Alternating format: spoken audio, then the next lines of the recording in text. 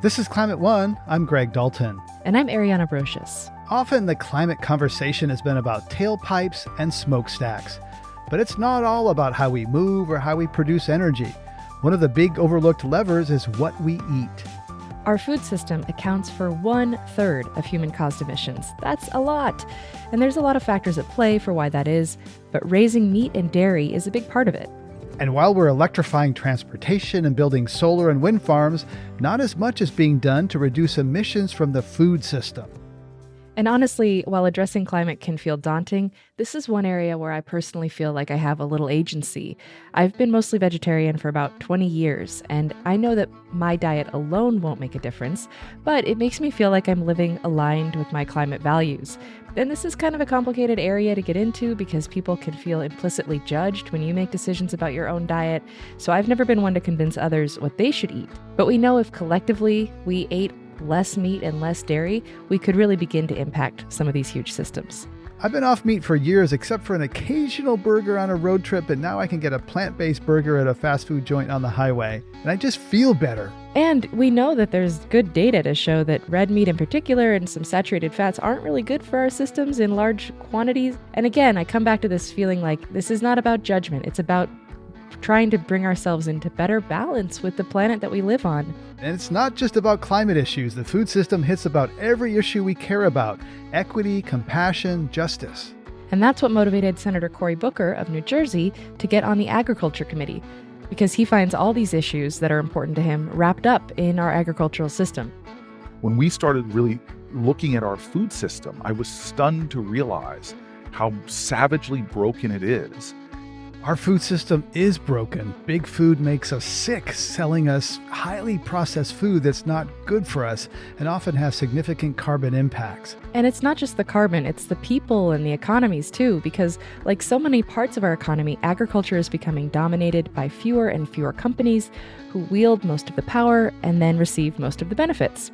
Row crop farmers, people in the Midwest and Great Plains who mostly grow corn and soy, are incentivized to amass larger and larger farms to make a profit, and then that mechanization of agriculture has resulted in a dramatic loss in the number of people who actually make a living that way in the last few decades. Concentration of power is a problem for consumers in many industries. Airlines, just about any industry is seeing a large degree of consolidation. We see that in big tech. And as power becomes more concentrated, it tends to lack empathy. And as we'll hear about in our conversation today, there's a lot of places where this lack of empathy comes through. It's not just about animal welfare, it's about people that live in agricultural communities and their livelihoods and the ways they can market their products. It's about the environmental justice that comes from having large dairies and feedlots in communities. It's about all these things intersecting. It's about you going to the grocery store and trying to buy a steak and how much it costs. All of these things are kind of tied in together. And I've been around a lot of politicians who are very charismatic, and I got a real genuine sense of empathy from Senator Booker, who clearly has cultivated a sense of presence through his mindfulness. And I sat down with him recently at the Commonwealth Club of California with a live audience. He's a gifted storyteller and started the conversation with a story that surprised many in the audience. I always try to tell stories, and history is replete, our own lives are replete with the small actions of individuals making big changes. I always tell people the quick story about a white guy sitting on a couch in New Jersey watching TV and seeing the crisis on the Edmund Pettus Bridge. And he is so disturbed by these people being beaten with billy clubs and gas that he decides to go to Alabama, then laughs because he can't afford a plane ticket, not to mention to close his business. And so all he says, well, I'm going to give an hour a week of pro bono work to a civil rights organization in New Jersey, and finds this one called the Fair Housing Council, works with them over the years to design these test cases where you send a black couple to look at a house, they're turned away, and a white couple comes. 5 years later, after they get good at it, they amazingly, he says he gets a case file of a black family coming up from the South looking for communities with great public schools and is turned away from housing. They set up the sting operation, and the black couple's told the house is sold. The white couple puts a bid on the house for the black family. Bids accepted, papers are drawn up. And on the day of the closing, the white couple doesn't show up. The lawyer and the black man does. They get attacked in the real estate agent's office. Real estate agent punches the lawyer and sticks a dog on the black guy.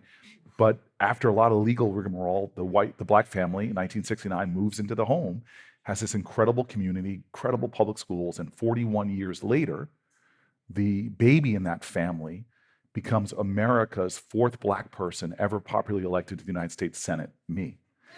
And, and so a lot of people underestimate what a small action on big issues can actually do when it ripples out in time and space. So don't discount your power. The most common way people give up their power is not realizing they have it in the first place. And even if you can't do everything about an issue, do something today that you didn't do yesterday. Do something this year that you didn't do last year to be a part of a larger movement for change when it comes to climate. And food is one area where climate can often seem very abstract, like power plants and things remote from people. But food is a place where people, if you're fortunate, you can vote 3 times a day with your fork.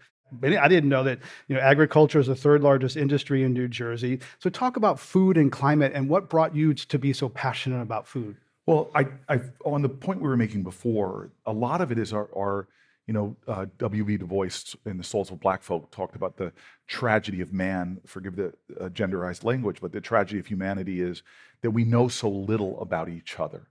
And a lot of things that allow injustice to fester is not being focused on learning about your neighbor, learning about your fellow person. And that means that we often get involved in these very impersonal systems that sustain and perpetuate injustices. Like I always say that I did not know the ills of fast fashion, for example. And I bought t-shirts, wore things, just never put my thought into, wait a minute, who made the shoes I'm wearing? What were the provenance of the clothing I'm wearing? And how am I, through my dollars and my ignorance, participating in systems that are pushing injustice on the individuals who are making them, injustice on our environment? And so for me, I never imagined 10 years ago when I got to the United States Senate that I would be battling, not really battling, but having to ask and maneuver myself to get onto the agricultural committee. I just never thought I would do it. And I did it because one of my great staff members came up to me and said, every issue you care about, all the issues you care about and have been working on intersect within our food system. And the more I listened, first I laughed at him, then I joined him, which is often the process. But I thought, you're insane. What do I want to sit on the ag committee for? But when we started really looking at our food system, I was stunned to realize how savagely broken it is. And the only people it really works for are these big multinational corporations that more and more are controlling everything that we eat. It is a system that's broken for farmers. If you interview farmers, the majority of American farmers are actually small farmers, but the system does not support them. They have higher suicide rates. They're going out of business at alarming rates. There's this mass consolidation of farmers. It's broken for farm workers. I was challenged by the United Farm Workers Association to go out and work a farm. I was stunned at, number one, how difficult the work it was. Me and Padilla, your senator, were the only 2 senators to take up their challenge and work a day on farms. But what was more stunning to me, besides the fact that I was sore for days and days afterwards, was just having conversations with the farm workers about sexual harassment, wage theft. It's broken for our ecology. What we prioritize and emphasize and incentivize is a farm system that poisons our lands, poisons our rivers and streams, causes flooding. Even though farmers are great stewards of the land, they're pushed into a system that often is very destructive. It's broken for our environment, climate change issues. It's broken for the end user. I give this last example of how Americans are trapped in this unjust system because their government is subsidizing all the foods that make us sick. While one part of government tells you half of your diet should be fresh fruits and vegetables, less than 10% of our ag subsidies go to that.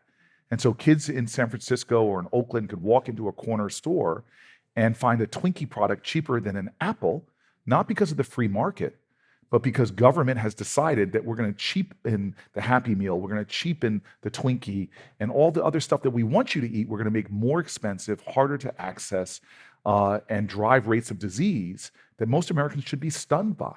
We live in a nation right now where 1 out of 3 of our government dollars, your tax dollars, is being spent on healthcare. And to pay for healthcare, where the majority of the things we're paying for are preventable diseases, the majority of them are diet-related diseases. So this food system is broken for everybody, but mostly it's broken for all of us, because we are seeing in America diabetes rates, hypertension, all of these rates of illness and disease and suffering spiking up. And our government is fueling that because they're subsidizing the fast food or the highly hyper processed foods. And then we're paying for it again on Medicaid, Medicare, and healthcare benefits. There is a way out of this broken system. And that's one of the reasons why we moved to the Ag Committee, start finding common sense, win-win solutions to get America out of this sickness, illness, economic injustice, environmental injustice, climate fueling injustice, as well as injustice for American farmers. Big ag gets us sick, and big farmers there to sell us pills when we get sick. Yeah. Yes. Well, we're at this moment now where talking about this food system, the Farm Bill comes up every 5 years. It is happening now. This is a big unwieldy thing. What would you like to see in the Farm Bill to make both a healthier people and a healthier planet? There's been some talk about climate smart agriculture getting into the Farm Bill. It's this big, massive thing. What would you like to see in it? Well, I want to set the stage a little bit. So my team has put out a suite of bills, often endorsed by the Farmers Union, by healthcare groups, by environmental groups, to deal with our food system. Whole suite that involves with everything from composting to food waste to big factory farms, CAFOs, to the overuse of antibiotics in our food system. We decided to put up a whole bunch of bills that can point to the way out. And we want to show folks that it doesn't have to be this way, and there are smart policy solutions that can do something about it. More than this, though, we wanted to go a little deeper and start talking about, unfortunately, the power of big ag in Washington. People often think that the oil industry is one of the most powerful lobbies. I would say that actually big food is more powerful because of their deep influence in the way we draw our policy up on both sides of the aisle. So simply as something that should not be controversial, it should be based on science, like nutrition standards or school lunch programs, become these hotbeds of fights for folks that want to continue to push unhealthy food, deeply sugar-filled processed foods, and we're aware of that. So here's this Farm Bill, as you said, that rolls in every 5 years. We have tried to put out bills about the way to go. And what we're trying to do now is have some realpolitik on one hand about what knobs can we turn in this Farm Bill that could get us closer to some of our ambitious goals for health, well-being, climate change, and more. But at the same time, what I think is lacking in every great movement is just that courageous empathy we started with. I'm a product of civil rights activist parents who would tell me that the civil rights movement wasn't a movement of Black people for Black rights. It was a conscious movement of creating a movement based on our common ideals and our common values. But the biggest obstacle was getting people to understand the crisis in our country that they were participating in and that their silence and inaction was contributing to. So the great thing about these incredible artists of activism in the civil rights movement is they found ways to dramatize what other people could not see. That's why the big standoff with Bull Connor, the big protests that they were able to do, that all of a sudden got people off the sidelines to realize what's happening. So this Farm Bill, I'll talk about the specific objectives we have, but our ability to make the change is really dependent upon the average American understanding that the system is broken and that I can do something, because there is not enough political will yet to make the kind of dramatic changes. So in the Farm Bill, there's a number of different areas where we're trying to turn knobs up. So one of them is this understanding to trust American farmers. They're very good stewards of the land, and they often know that they're doing things that are killing their soil which is rich in biodiversity, rich in the power to sequester carbon, to hold on to water. What's happened now is things that are allowing too much runoff, drought, poisoning their soil. I remember going to meet with a Republican farmer in the Midwest who told me, I used to be able to fish in my creek, I used to be able to drink from my well, but since the CAFO has moved here, I can't do either anymore.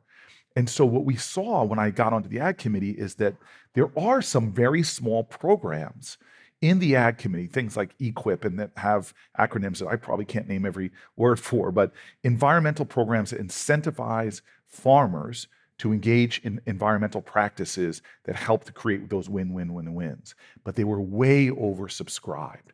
So one of the things in the Inflation Reduction Act that my team was able to do was to put billions of dollars into these programs, which farmers rejoiced in, because now they're able to do things like cover crops, rotational grazing, and other things that we know fundamentally can not only help farmers be more successful, but actually can do things that help our ecology and our environment. And so those are the programs we're going after now to say, can we expand certain things? The one other specific example I'll give you, and I could go on talking about the Farm Bill for a long time, but I want you to know this is one example, because a Farm Bill has two sides, sort of agricultural programs, but another big part of the Farm Bill is food stamps. SNAP is the biggest part of it. SNAP. And remember what SNAP is: Supplemental Nutritional Assistance Program. I'm not exaggerating. Coke and Pepsi make billions of dollars annually. Think about this for a second, because of SNAP payments being used to buy sugar water. Billions of dollars. And the correlation between sugar waters and diabetes rates is stunning. And what used to be adult onset diabetes is now proliferating in our children and our families. Half of Americans now are diabetic or pre-diabetic. Stunningly, a quarter of our children are diabetic or pre-diabetic. And so there's some people that think we should go about this by banning the use of SNAP on certain things. That becomes politically fraught. What we want to do is expand the programs that create incentives. So let me give you an example. When I was mayor of the city of Newark, we knew we had a crisis of food deserts all around our city, and we were trying to expand access. We did a lot of different creative things, but one of the things I loved was taking massive plots of city land and turning them into farms. One of them was an entire city block in a very low-income neighborhood in Newark that we turned into an urban farm. I returned to that farm recently to film a documentary, Food Inc. 2, and did not realize as I'm filming it that women would be coming up and wanting to offer their testimony. So I'll never forget these two elder African-American women. One had gut issues that she had $700 worth of prescription drugs to deal with the problems she was having in her gut. Her copay was $100, and then the rest of it was being picked up by taxpayers, these prescription drugs. But as soon as she started sourcing her food from an organic urban farm in her neighborhood, her gut issues went away. The other one was an octogenarian who had diabetes for years, and she has a little now Instagram account about being a vegan in her 80s, but she actually reversed her diabetes completely. And so the program that they were taking advantage of, that we were talking about, has a terrible name, GusNip, but it's basically the double bucks program, where if I go to the supermarket and use $1 of my SNAP to buy sugar water or highly processed food, I get a dollar like any consumer. But if I go to fresh fruits and vegetable markets, I can get double that. And when I went there, I used $10 to buy an amount of food at this urban farm. I couldn't believe how much food. I put Whole Foods to shame. But then I realized that other people using SNAP payments could double that amount. And so what we believe in, our philosophy right now in this fight, until the consciousness of our country gets higher and higher and higher, and by the way, when you create these points of light, all of us want to condemn darkness. When people create points of light, show the way, it attracts a lot of attention. We want to expand these programs that can show dramatically that we can make a difference in people's lives, for local farmers and others, if we do these things. So we want to expand the GusNip program. We want to expand programs that incentivize farmers in their practices. We're in the Farm Bill looking to do things. Okay, you know what? I may not be able to end the over-subsidization of highly processed foods, but we had a hearing last week in Washington with a local, what they call specialty crop farmers. What are specialty crops in America? Fruits and vegetables. I mean, it's the majority of what we're told to eat. The commodity crops are going to things like ethanol standards in gasoline. They're going to feed, not food, but feed for animals. It's the number one reasons for rainforest deforestation right now is clearing land to grow commodity crops to feed animals. And so what we said is, well, let's talk about why can't people who do specialty crops get crop insurance? or other programs that help to sustain the growth of these more regional local farms that actually create more resilient food systems. So that's what we're looking at in the farm bills. What dials can we turn up? What changes can we make? What pilot programs can we put in to advance the cause and create more points of light that can begin to cast away the darkness and show people like the North Star the way to go? You're listening to a Climate One conversation about our food system with Senator Cory Booker. Please help us get people talking more about climate by giving us a rating or review. You can do it right now on your device. On our new website, you can create and share playlists focused on topics including food, energy, EVs, activism, and more. Coming up, the ripple effects of a pivot away from globalized supply chains. We know that when we create holistic, localized systems that for food and other critical supply chain elements, that we are a stronger, more resilient, and more nationally secure society. That's up next.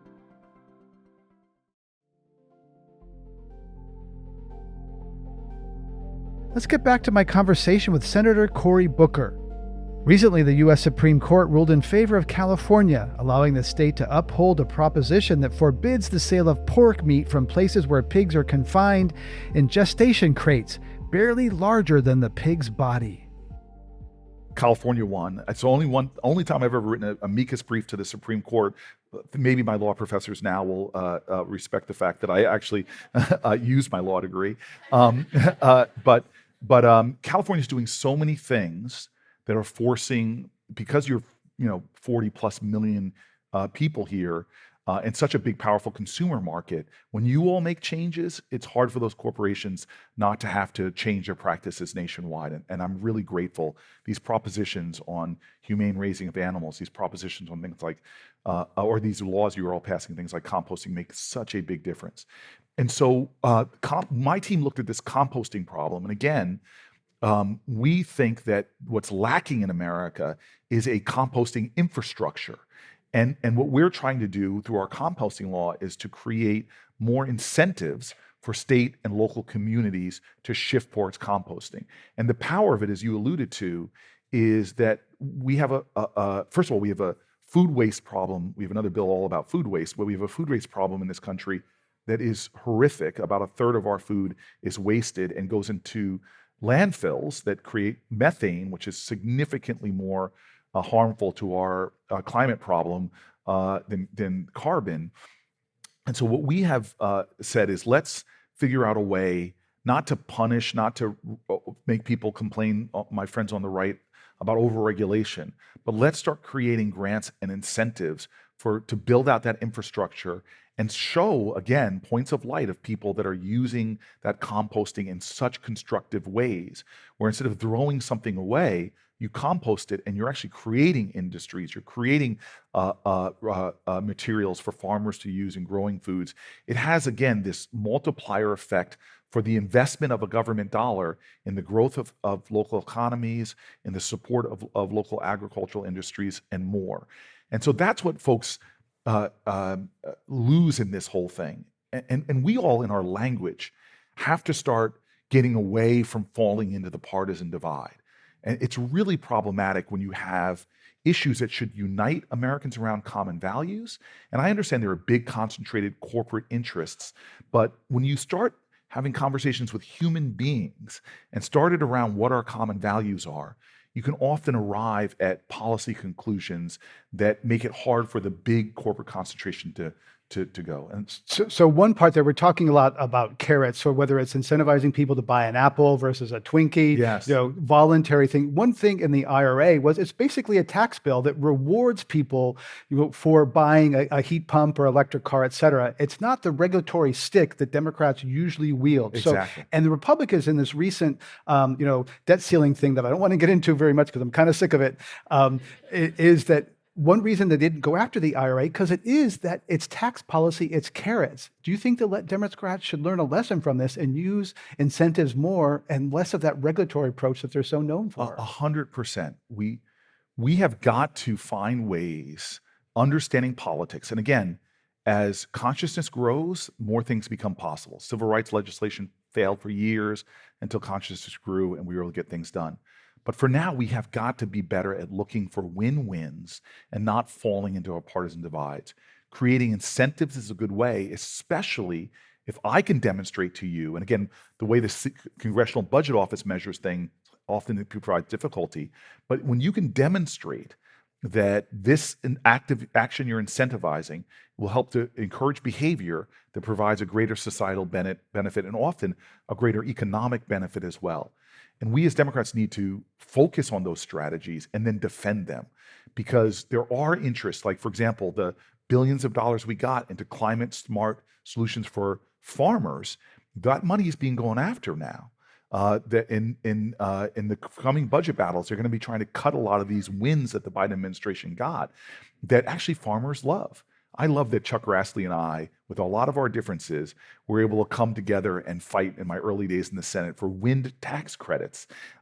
Because when I went out to Iowa to run for president, I was surprised at how many wind farms I saw on farm. Farmers were getting win-wins with that. And so when you do programs that actually benefit people, despite their party, they begin to defend a fight for those programs. They call that mailbox money. Yes, Right. exactly. Farmers call it's money that they're going to get. And that's why I have fallen in love with farmers the more I sit with them. Again, Republican or Democrat, they may identify different parties than me, but we share common values. People in my inner city of Newark and farmers in the Midwest, they may have a lot of things that they may seem to divide us, but the lines that tie those groups together are so strong that if we start to affirm those connections, we can overcome the political gridlock. You also sit on the Foreign Relations Committee, and one thing that unites Republicans and Democrats these days seems to be, banging on China. Yes. And China's commonly cited as enemy for both parties. China also happens to control most of the supply chain for both solar panels and batteries, and that are needed to transition away from fossil fuels. So how does the escalating tensions with China fit into the energy transition? Right. Can Well, I you try to talk about harm one by doing the other? Right. I try to talk about the Chinese government, and often when people say China, and I heard this from the previous president, it fuels a lot of hate towards Chinese Americans and towards Asian Americans in general. And at a time with the skyrocketing hate crimes against Asian Americans in this country, it's important that we remind people. Thank you. My Yeah. wife is Chinese. My kids are biracial, and they were afraid of the anger. I mean, I cannot tell you, coming to San Francisco and hearing a lot of my Asian American friends talk to me about the hate crimes that are there, and something we should keep present. And so the Chinese government is definitely doing things that should have us all conscious. I mean, the pandemic was full of lessons, collateral lessons. Despite the over 1 million Americans that died as a result of COVID, we should not lose the lessons that came from that horrific pandemic. And one of them is these things like supply chain, security, and defense. And so when it comes to the unifying Democrats and Republicans around this idea of China competition, it's working across the board. And one of the reasons why Joe Biden had perhaps the most successful Congress in my lifetime, because everything from the CHIPS Act to the IRA, a lot of these things were about doing things to counter China. And again, the globalization, we can argue about pros, cons of all of it, but we know that when we create holistic, localized systems that for food and other critical supply chain elements, that we are a stronger, more resilient, and more nationally secure society. And so that is another way that I'm finding alliances with Republicans, again, that people on the right like to often demonize, but from Lindsey Graham to young Republicans like Young, there's this to Mitt Romney. There's a lot of really good alliances going on that are doing things that are going to help our country have greater national security, but also have incredibly inspiring and environmental benefits as well. And Chris Coons and Kevin Cramer, Republican, have a new bipartisan bill on tariffs, which is partly aimed at China to get at that. But there's race is also part of. We're talking about racial relations in China.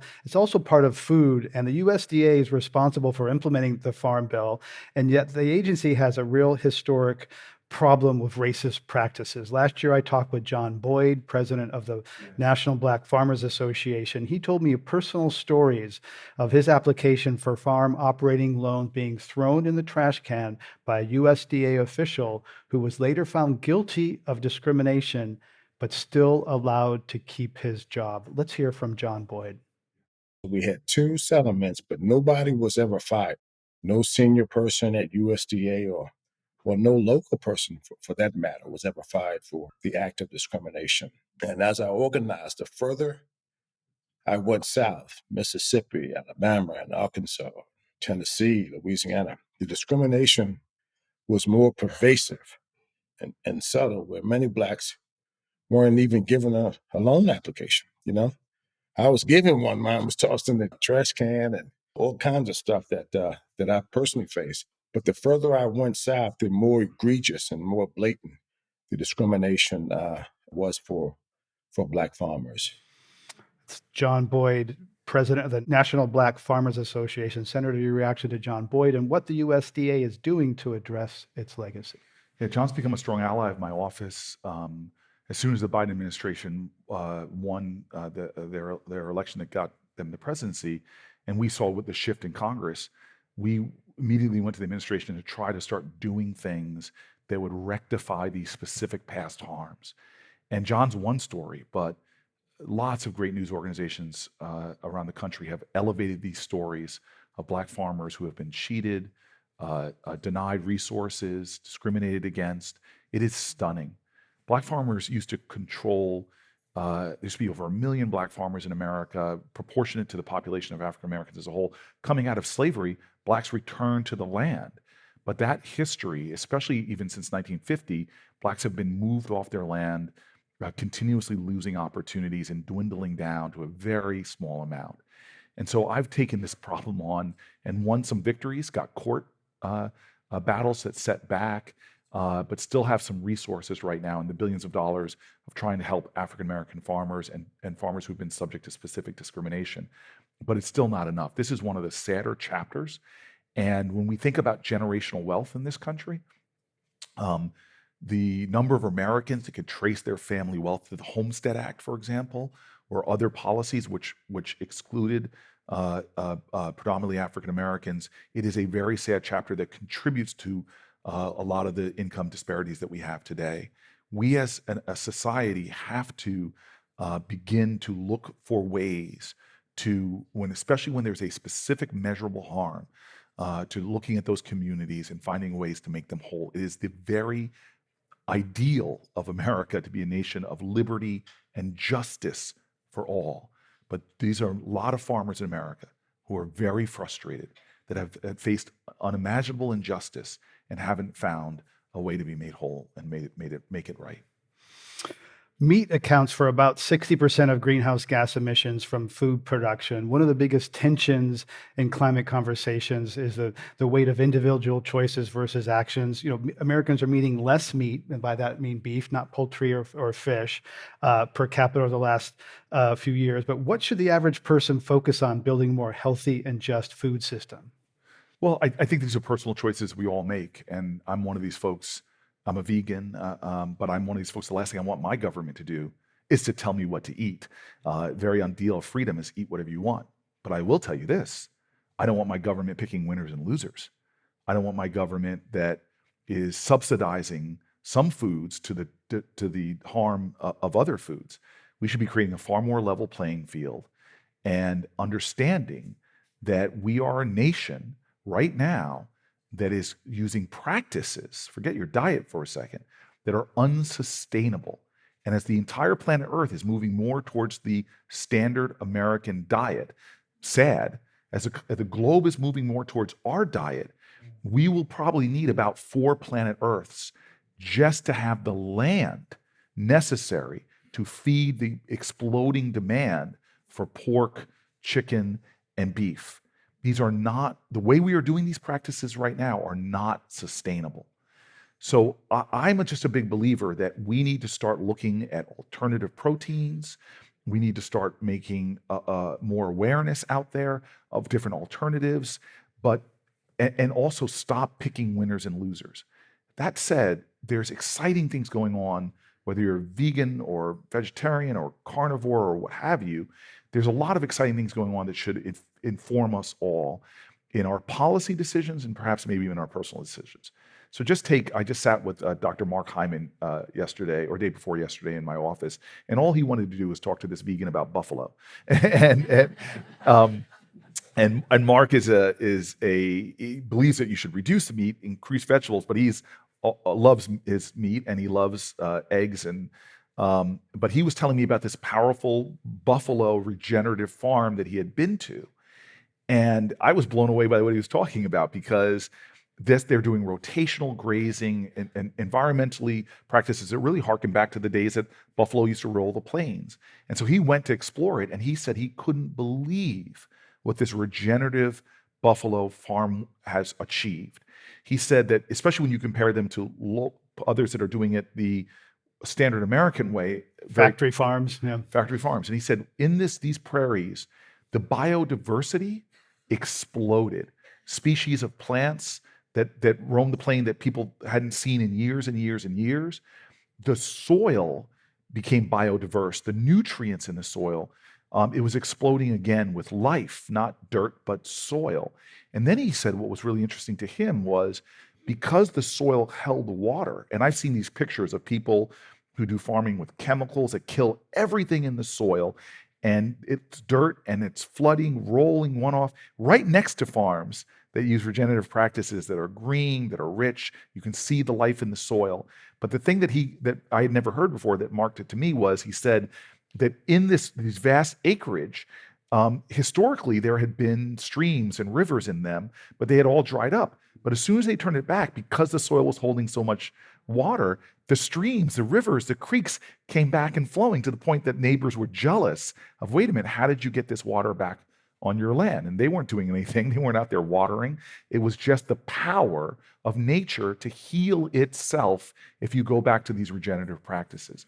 And so I want people to be happy. I think joy should be the center of our being. So I'm not telling you what to eat, but the more I find that I grow my consciousness and align my diet, my shopping habits, especially those of us who are privileged enough to have some flexibility and are not living paycheck to paycheck, which unfortunately is 40+% of Americans, but the ability to align your values and your personal habits together, that's integrity. We've been talking with Cory Booker about how the ag industry is dominated by a few major multinational corporations. Let's pause that conversation to take a closer look at one way cattle ranchers are attempting to circumvent the tightly controlled meat market. The meat industry has transformed since the 1980s, when the Reagan administration loosened antitrust laws. Today, just 4 companies control 80% of the market. That's meant higher prices for consumers and a lower return for people raising the animals. Senator Cory Booker is critical of how that economic concentration hurts ranchers and rural communities, and of the larger system of factory farms, or CAFOs, concentrated animal feeding operations, where most of our meat comes from. His Farm System Reform Act would address monopolistic practices of meat packers and put a moratorium on large factory farms. As Elizabeth Rembert reports, one group of ranchers in Nebraska is creating their own meatpacking plant to gain greater financial sustainability. Hundreds of cows crowd close to the edges of a pen to push their necks through a fence and get to the golden grains in a feed trough. Trey Wasserberger looks out at the cattle from his pickup. He works at this feed yard alongside his father-in-law outside of North Platte, Nebraska. These will be probably ready to go here in the next 30 or 40 days, and they'll go to a large packer, and they'll be in the beef supply chain in 60 days probably. Wasserberger adds up the time it takes to breed, birth, and raise the cattle on ranches to get them to this point. Geez, you're talking this is a 3-year deal probably to get here. And now the feed yard work starts. Cassie Lapisotis and her family run a feed yard in western Nebraska and says it's kind of like how you expect a clean bed at a hotel. So when these cattle come into a feed yard, we want their pens to be clean, their water tanks to be clean, the feed to be freshly laid out in front of them. Wasserburger and Lapisotis are proud of how they take care of their animals to bring quality meat to the market.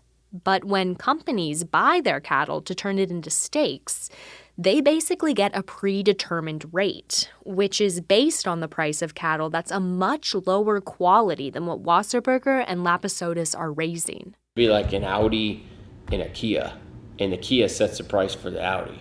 It's a broken system. Right now, their paychecks don't reflect the sweat, science, and money they've invested. Not yet. That's where sustainable beef comes in. Wasserburger and Lapisotis are founders and board members of Sustainable Beef, a meatpacking plant owned and designed by ranchers and cattle feeders.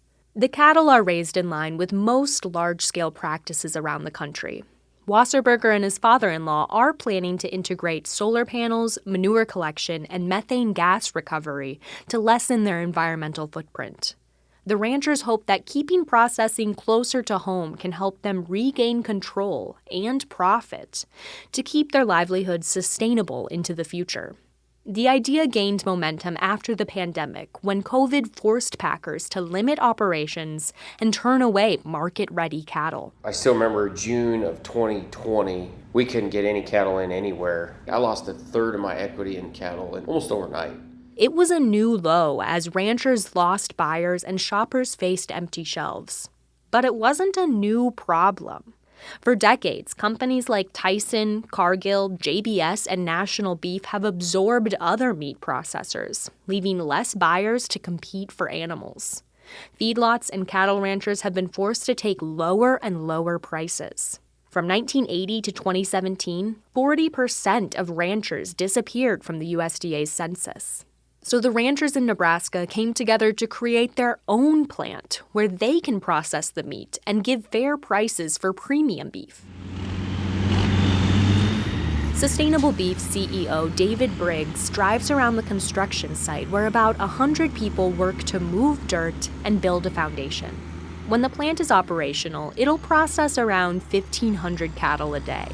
That's roughly 1.5% of the nation's capacity, Briggs says. Our mission was not to just be a local, just to take care of a community. Our was to help with the national security concept and to actually be a player in the overall industry.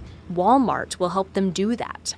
The retailer has invested in the project and agreed to buy and distribute the majority of Sustainable Beef's product. Even with a boost from the nation's most popular grocery chain, Wasserburger says they're not trying to compete against the Big Four packers. It's like comparing the Yankees to my son's T-ball team.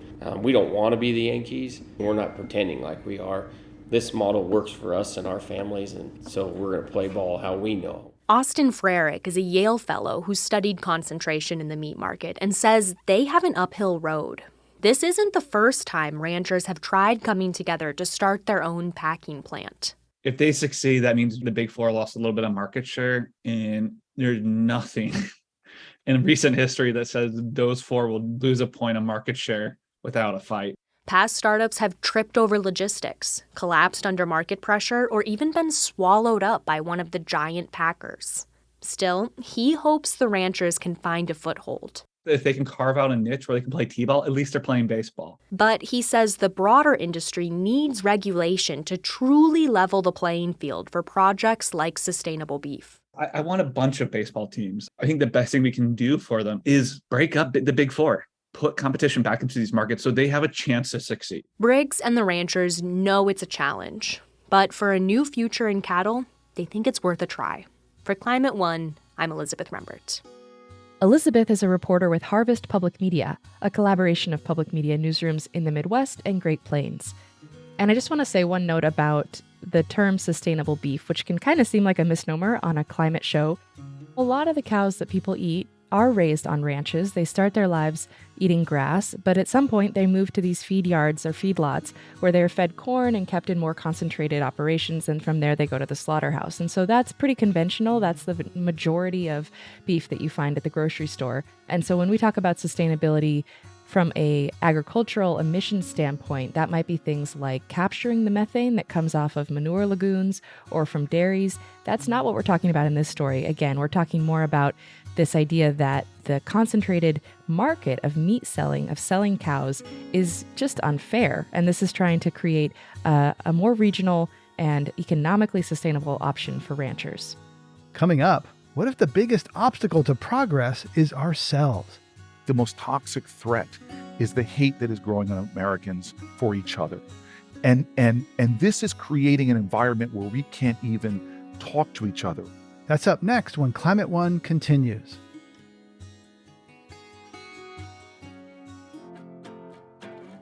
Let's get back to my conversation with Senator Cory Booker. The most powerful way, and my favorite story in leadership, is about Gandhi entertaining visitors in his tent. The mother who asks Gandhi to emphasize dietary discipline. And Gandhi, talk about vegan. This guy was like a fruitarian vegan. And she says, tell my son to stop eating sugar. And he goes, I won't. And she seems to protest. And he goes, no, I'm sorry, I won't. But come back in 2 months and ask me again. She comes back into the tent with her son. 2 months later, Mahatma, sir, with great respect, my son will listen to you. His terrible dietary habits, his health is suffering. Would you tell him to stop eating sugar? Gandhi gets up, puts his hands on the son boy. Mahatma touches this child and says, my child, you must stop eating sugar. The mother was pleased. The child was affected, and she's going to leave, but she stops and says, forgive my disrespect, but why didn't you just tell my son to stop eating sugar 2 months ago?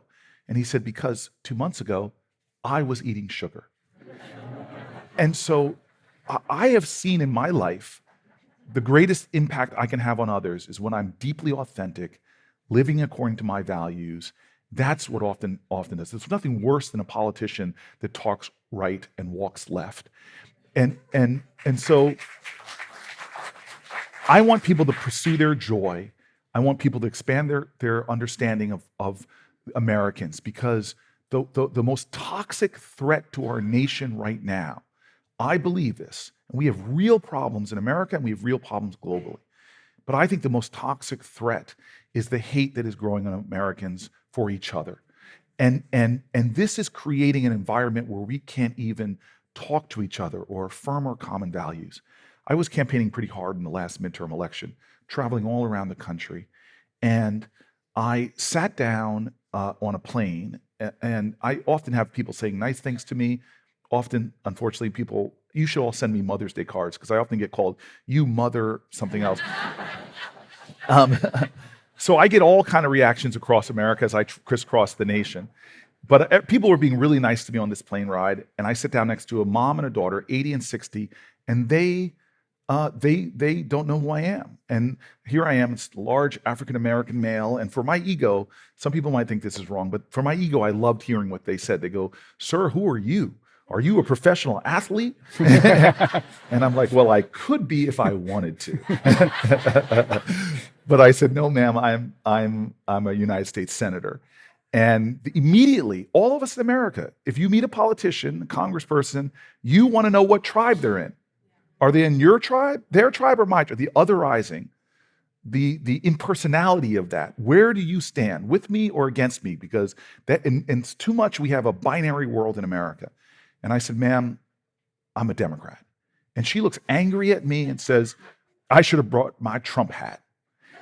Now, there is a moment, all of life, our power is not in what happens to us. Our power is never in the stimulus. It's always in the response. And we have a choice to respond with love, empathy, compassion, or to respond with negativity, hate, lower frequencies of our being. And I look at the woman, and I'm not dancing to this tune. And I looked at her and I go, oh my gosh, Donald Trump, he signed two of my biggest pieces of legislation into law. And she seemed surprised by that. And I go through some of the common values of that legislation, one on criminal justice reform, one on getting investment into low-income rural and urban areas in America. And the record was scratched. It's a long flight. By the end of the flight, we are talking about our personal lives. I learn about their family. They learn about mine. We're affirming our commonality and talking about some of the problems in America, being we don't talk to each other. We don't listen to each other. And so my biggest worry about a lot of these issues is when they fall into the partisan divide, we stop listening. There's a paper I remember, if I remember correctly, they did a study where they took a arcane educational issue policy and they said, this is a Democratic policy. And immediately 80% of the Republicans were against the policy because it was labeled a Democratic policy. Yeah, sure. But Democrats were not much better when they flipped it around and Sure. said it was a Republican policy. All us Democrats hated it. And that is the crisis, because the issues we're talking about cannot be solved in a partisan way. I'm looking at the Senate right now, and I hate to tell you, the map for 2024 is looking pretty bad. We are defending a lot of seats. We, being Democrats, are defending seats that are going to be hard to. I hope I'm going to be everywhere from Montana to Ohio to even West Virginia if Manchin will have me. But my point is, we have got to start. Not only I think every election matters, every election's important, but somehow we have to commit ourselves to creating more dialogue, more ability to affirm each other's humanity, and still believe that we have common cause in this country. Because when America acts with a sense of increased compassion and empathy and common cause, we dazzle humanity in what we achieve. From immigration laws that let the entire planet's diversity come here and breakthroughs in science, defying gravity, going to the moon, to even affirmations of human rights and human dignity that have put us as a standard bearer for a planet that's still struggling with LGBTQ rights, as we see in Uganda and elsewhere. We can do these things when we stop hating each other, and even if we disagree, find ways to affirm this commonality. I call it love. People could call it just affirming your fellow citizenship.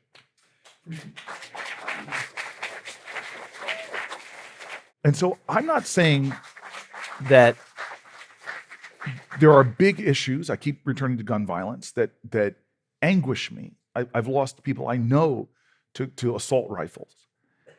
I'm not saying that we're going to solve those with kumbaya moments, but I know we can't solve those unless two things happen.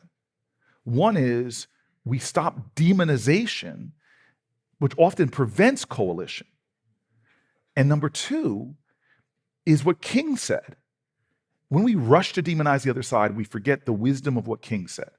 So what we have to repent for in this day and age is not just the vitriolic words and violent actions of the bad people, but the appalling silence and inaction of the good people. To me, whether it's climate change or gun violence, if you poll these issues, Democrat, Republicans, most people agree with us. But yet there's too many people that are not turning their head and their heart. As Frederick Douglass says, I prayed for years for my freedom, and I was still a slave. It wasn't until I started praying with my feet that I found my freedom. More people need to get up off the couch, like the guy watching the Edmund Pettus Bridge who said, you know what? I'm not going to let my inability to do everything to undermine my determination to do something. I'm going to do the best I can with what I have where I am. But the key is to do something. This is what we're missing. There are too many people on the sidelines of America and don't realize they're needed to make history and to save the future. Oil companies have lied and deceived the American public for a long time, in particular executives. And again, like you said about China, it's the Chinese government, not the Chinese people, not every rank and file worker who works in the fossil industry. They hear that and might say, oh, you think I'm bad. And then we Yes. have that division. Executives, certain companies, particularly Exxon. Some people in the climate and the left think that oil companies, that anything's that's bad for that, anything that's good for them must be bad, that they have to be like run out of business, don't want to deal with them. What's your approach to the villains, which in this case, the industry? You talk about empathy and working with people you disagree with. How do you apply that to the fossil fuel industry? Well, I'll say some things that, Abraham Lincoln said that too much agreement kills a conversation. I am a guy that really believes, because I'm on the Foreign Relations Committee, I see the global context, that Americans are demanding oil. They are. So when you point your finger and want to vilify the people that are delivering oil to your pump, you got to look in the mirror first. That's hard. It's hard. And then Americans might want to, and it's a global market, by the way. We're not living on the oil that we're drilling here in the United States. We're buying oil from around the world. And we may succeed in stopping some drilling here, but if we're still not doing anything about demand, guess where that oil is coming from? Nigeria, yeah. Places that have worse environmental protections. Your oil drilled here has better carbon models than the oil drilled over there. And then these are petro dictators who are engaged in that oil is like you're paying blood money there. So let's not be too self-righteous about the problem we have here. I'm a big believer that we need to be fast tracking our efforts to get the demand for oil lower.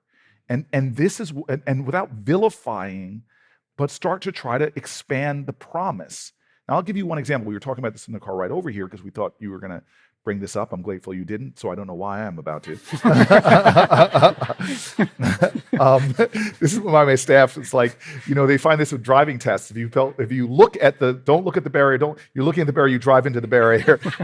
They made me look at this beforehand, but we just had a big moment on the Senate floor where part of the debt ceiling fight were some permitting issues. And I'm surprised. I get Democrats telling me, Cory, we got to do some permitting reform. And I'm like, yeah, I'm all for permitting. We need, in order to get the transmission, we have massive transmission problems now with solar, wind. How are we going to get that? We definitely need permitting reform, or else the slowness of our transition off of oil is going to be affected. I'm the biggest believer in permitting reform. And I'm the biggest believer in just dumb regulation stopping things. When I was mayor of the city of Newark, I had people bringing in cargo, putting it on trucks and driving it to exit 8A, far away from Newark, warehousing it there. And then when it needed to be sent out, they poured it back into Newark, spewing all this carbon into the air and smog that gives my kids 4 times the asthma rates. So I said, all this vacant land in Newark, I want to build down there. But the EPA comes in and says, well, you have to have groundwater standards at the same level as residential. And so I had to start jumping over all these environmental hoops that ultimately were going to reduce the amount of carbon that I had. You're causing the problem through your environmental delays that I need to do. So will find very few Democrats as friendly towards me as understanding that we need to have the common goal here and not mess it up with all this muckety muck. But what I get so frustrated about, and I wish Americans could have seen everything that I see. We did this environmental injustice tour through America. And from going to Duplin County, North Carolina, where the CAFOs where these contract farmers who have miserable lives because they're a few steps short of sharecroppers. But these big multinational pork corporations, who 3 or 4 of them control the whole market, dictate to the contract farmers how they have to raise things, big warehouses of pigs, all of the feces going through these grates into massive lagoons, and then they're sprayed onto fields in low-income communities. And so you walk through this community of African Americans who have been on that land since slave times, since slavery was around, and now the value of their land has gone to the floor. They can't open their windows. They can't put their clothing on the lines. They have respiratory diseases, clusters of disease that are spiked, and they sit there and say, how can we have this happen? How could Americans eat their bacon and not understand how we're suffering? We're totally separate. Again, it's the lines that divide us that stop us from having empathy and understanding that forget whatever religion, love your neighbor. It's not a geographic thing. We're all each other's neighbors. But I traveled to a place called Cancer Alley. You don't need to know. Look up Cancer Alley. You're going to see a section of the Mississippi that's in near Baton Rouge, where it happens again to be a low-income community. This is a low-income African-American community where the particulates in the air, all of these things that have been permitted that spew, these chemical plants that are spewing stuff in the air, their cancer rates, cancer clusters. I sat and I couldn't hold back my tears. As family after family in this crowded Black church were getting up and telling about their family members that have died of cancer. I could take you Uniontown, Alabama. I could go through the places where we don't know the absolute misery and suffering of other Americans based upon systems, whether it's the petrochemicals or the food industry, that are poisoning Americans right now. And so that's my bigger frustration, is that, again, there are too many people that just don't know about the systems that we're participating on. And when you expand that lens beyond America and you start visiting other countries, whether it's people working in warehouses that produce the devices we carry around or the clothing that we have, the poverty that worries me most, and I'm a United States Senator that made a decision to live for the last 25 years in a community or below the poverty line, where we don't mistake wealth with worth. I do a lot of economic justice things. The child tax credit, me, Bennett, Brown, others fought for it, that helped cut poverty, but we couldn't get it to be permanent. Common sense things to address poverty. I do it internationally. But the poverty that most worries me every day is the poverty of empathy in this world, where somehow we just don't understand the suffering of someone that often is not that far away, that we feel no, again, it's not about blame, it's about responsibility, that we feel no responsibility in, and live in a blissful ignorance of the challenges that are affecting people, Democrat, Republican, forget, they're affecting people, human beings. And until we can close that gap, then things are not going to, until we close that gap, we're not going to make the changes we need to make. Thank you for that. I wish more senators had thought that way and talked that way. And thank you, Senator, for bringing the power of your heart and your mindfulness into this conversation. Yeah. Thank you. Senator Cory Booker. Thank you. Climate One's empowering conversations connect all aspects of the climate emergency. Talking about climate can be hard, and as you heard today, exciting. And it's critical to address the transitions we need to make in all parts of society. Please help us get people talking more about climate by giving us a rating or review. You can do it right now on your device. On our new website, you can create and share playlists focused on topics including food, energy, EVs, activism, and more. By sharing, you can help people have their own deeper, empathic climate conversation. Brad Marshland is our senior producer. Our managing director is Jenny Park. Austin Colon is producer and editor. Megan Basilia is our production manager. Wency Shada is our development manager, and Ben Testani is our communications manager. Our theme music was composed by George Young. Greg Dalton is host and executive producer. Gloria Duffy is CEO of the Commonwealth Club of California, the nonprofit and nonpartisan forum where our program originates. I'm Ariana Brocious.